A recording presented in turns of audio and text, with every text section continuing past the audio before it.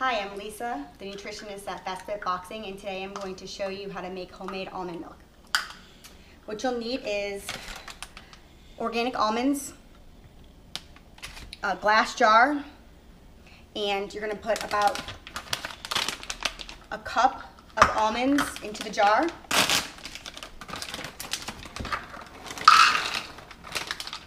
I already put my water in there, but you can adjust the water to make sure that the almonds are covered by the water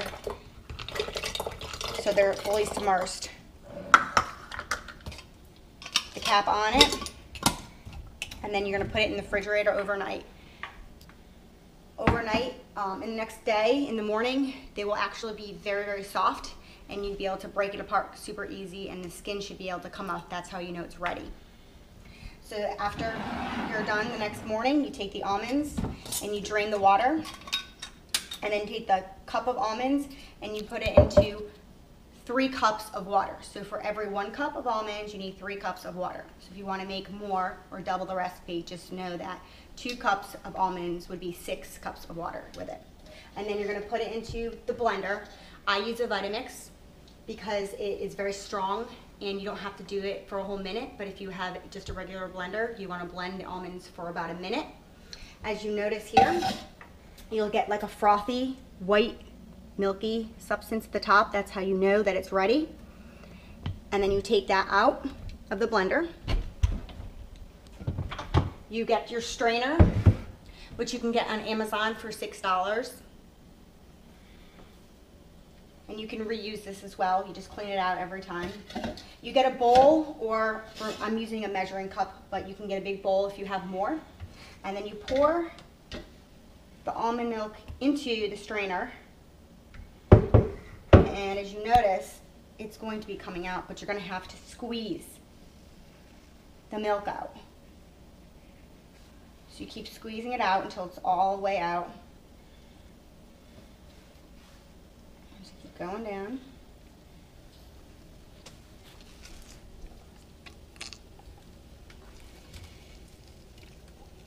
Now inside, you'll notice that there'll be some almond pulp, which I'll show you in a little bit.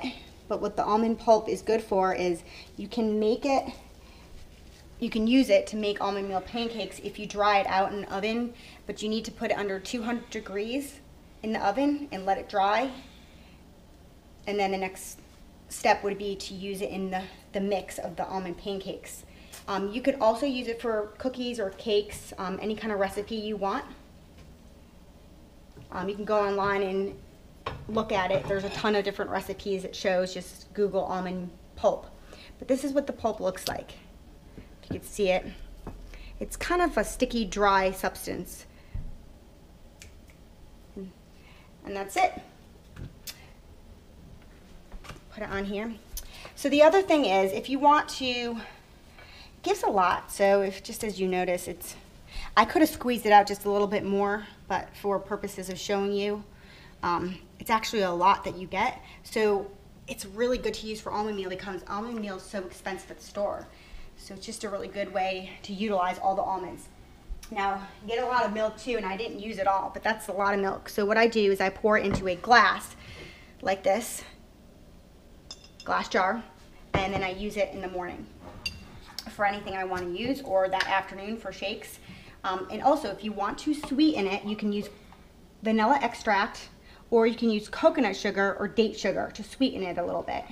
What I usually do is I put it in the glass until I'm ready to use it, and when I'm ready to use it, then I add the sugars to it, depending on what I'm doing. Because if I'm doing something that I don't want it to be sweet, then I don't want the sugar in there. So that's it. Hope you guys enjoy.